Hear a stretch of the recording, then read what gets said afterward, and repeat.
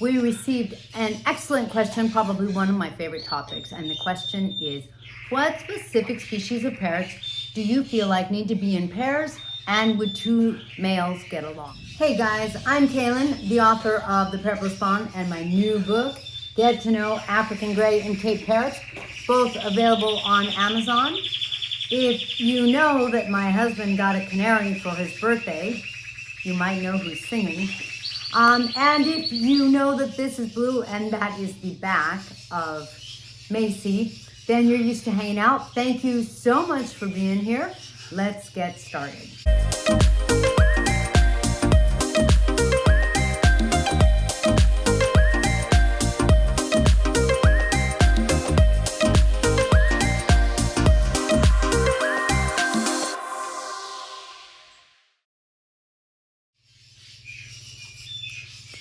All right, guys, so I have one really big advantage, maybe two. One is that I have over 20 species of parrots. I'm really hoping you can hear me over the canary. So I've done a lot of observing of behaviors. I've seen a lot of what helps a parrot be successful and happy and what's harder on a parrot, that kind of thing. Now, this is kind of interesting. One of my viewers replied to the question as to what species should be in pairs, and I thought their reply was fantastic, and I actually want to read it to you. He said, I would keep all parrots in pairs. Now, I'm going to start by saying that while I agree with that, you have to know your species. For example, if you have two cockatoos, and it probably just depends on the species, or two Indian ringnecks, you can't necessarily put them in a cage together because the cockatoos, the males can hurt, even kill the females, and the Indian ringnecks, the females can do that to the males. Now, he says, same-sex pairs are okay too. So true. Keeping a single bird is so difficult if you can't be with it all day, every day.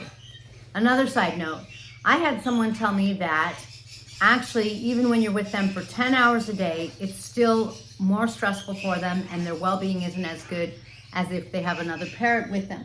Hey, excuse me, don't eat my chair. Yes, Macy.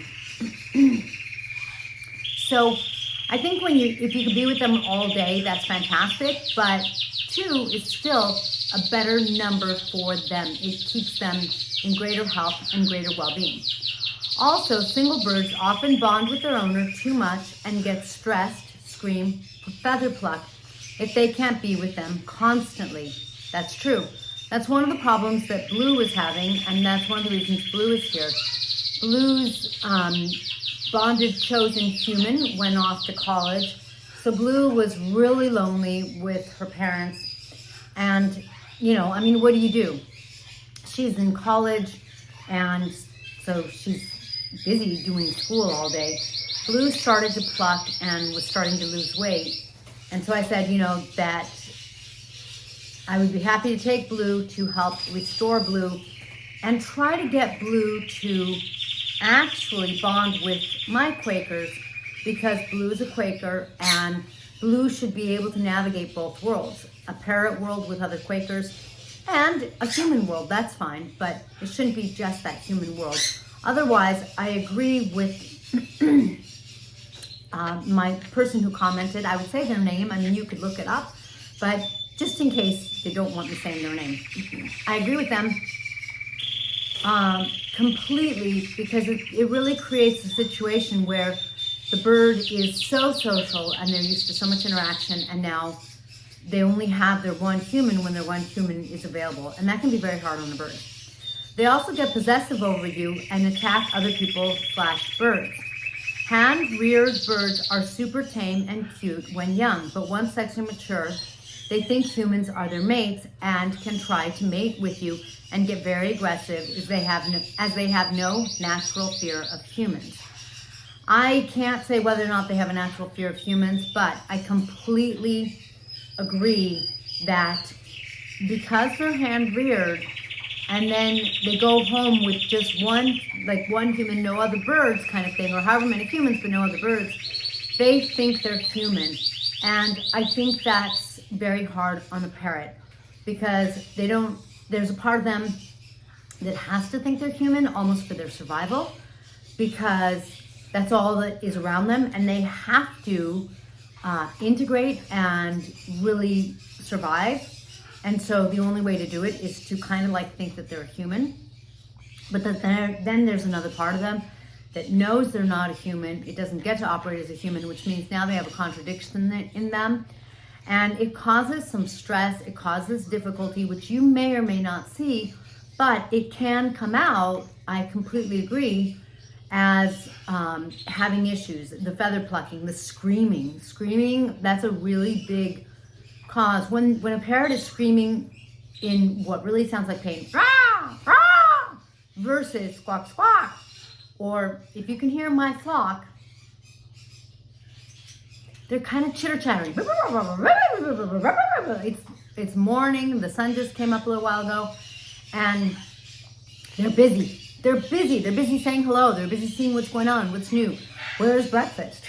It's a very different tone. So I completely agree that whether or not they have the fear of humans, they get into mode where they're in emotional pain, and it can really come out in ways that can be really dangerous for them. He says, I always recommend parent-reared young birds to have a pet, as they know they are parrots and not humans. This is a place where I don't entirely agree, but I strongly believe in having at least some parent rearing.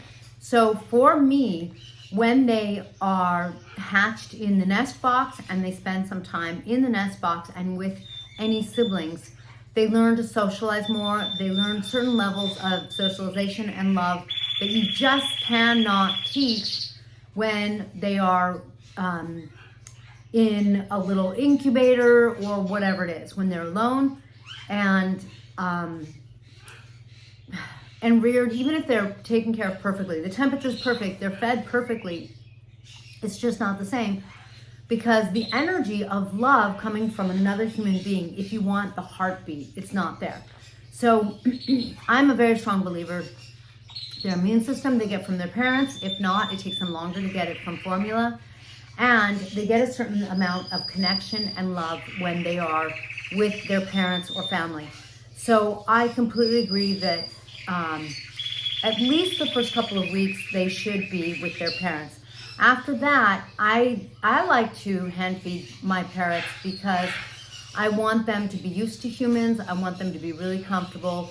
I want to ensure the best life I can for them. And the more they know how to relate to a human, the more likely they're going to have a good life in balance, because I don't want them to only know how to relate to a human because they haven't seen any other birds. As a matter of fact, there is a law in Germany that parrots have to come in pairs, and I think that's a really good law. You always have to have two of a species.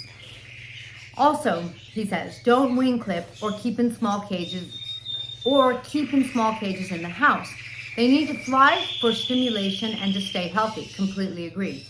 They are best in a room, flight, or aviary outside with shelter. Completely agree. He's saying when they're in your space, they can be in a small cage. Don't clip their wings.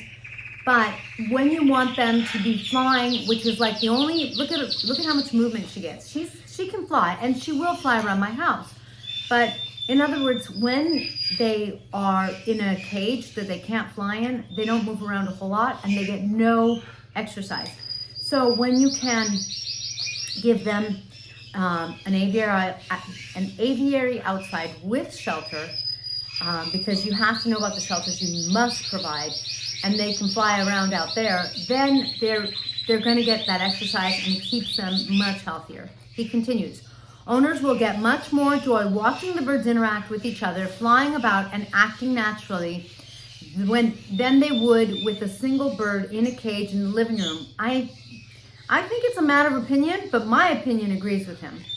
Parent-reared and paired-up birds / groups of birds will still get tame enough to play with them, I agree, feed them, and perch on your shoulder, but they won't be so needy of you, and also far less likely to develop behavior problems like screaming, aggression, and feather plucking. I completely agree. I think that was an excellent post.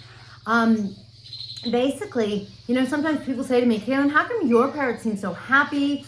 My pluckers, with like one exception, I've adopted as pluckers.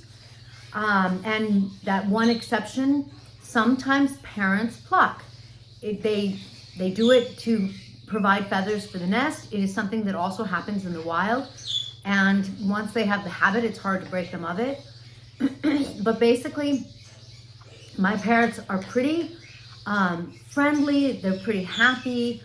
For example, my Indian ringneck, Julian, who is not tame, if you watched yesterday's or the day before's video, the last video I posted, he flew down from the palm tree onto my chair. So he was sitting sort of where Macy was. And almost like, I don't know if you want to be in the video, he knows that we provide treats, which I want to do. I want him to understand that I'm going to provide fun, wonderful things kind of thing. So he'll come. He still won't step up. I'd like for him to get to the point where he can step up, but I don't need him to be super tame. He is actually meant to be my Indian ringneck's friend, companion, that kind of thing. I really, I love having two of a species. I think it makes all the difference. I can't spend all of my time with any bird, and I certainly can't spend significant amounts of time with many of my birds. This guy's lucky because he comes out and he does so well, and I don't know that he's a he, but anyway, he does so well. He doesn't cause problems, and he knows how to navigate around the other birds. In other words, you can't just take a parrot and let them go in your flock. You have to watch them. You have to make sure that they understand how to be around the other birds and that they aren't going to get hurt, that they aren't going to hurt anyone. Really, that they know how to just be in the group, in the flock. And so Blue is very fortunate because Blue does so well, doesn't have any problems, hasn't gotten hurt, hasn't had any issues, and just keeps flying to me and flew to me. And I came in here to do my video and I'm like, that's fine, you can be with me. Awesome. So it's just super important that you let your birds make sure that their needs get met, that they have their flock, that they have their companionship. And so you have to research the species because there are some species where you will end up with an injured parrot if you have two in a cage kind of thing, or you have to have a significant cage. And in some cases, they don't make cages that big. You'd have to make a custom cage. And that's true, for example, with some cockatoos. It may even be true for my Indian ringneck. I'm gonna watch my Indian ringneck so carefully when I think it's time to let them be together in a cage. I will while they're mating, and then when their mating season or process is over, I will probably have to separate them because that's just the way they are. That is not true for most species. Generally speaking, the Conure species, that family of 50 plus species, they tend to do well. They tend to be very affectionate, but you just have to research the species. And I can't really make you a list. I can say, get to know your species. Generally speaking, you're going to want 2 cages and 2 of that same species, no matter what.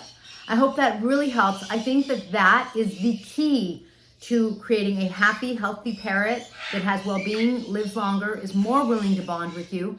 It is the key to creating an experience for your parrot where your parrot is happier, they're not screaming in pain, and they're more engaged in life.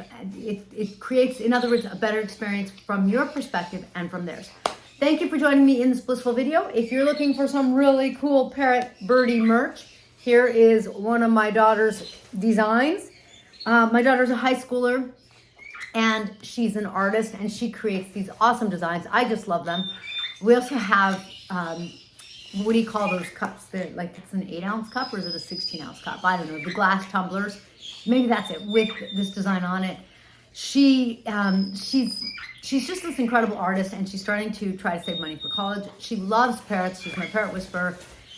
If you want a unique gift for the holidays, make sure to either look down below and you can keep looking or go to Parrot Bliss because we've got a store that has more and shows more than it does on YouTube, even though it's connected. Thank you so much for joining us in this long feathered video. We'll catch you in the next squeaky video.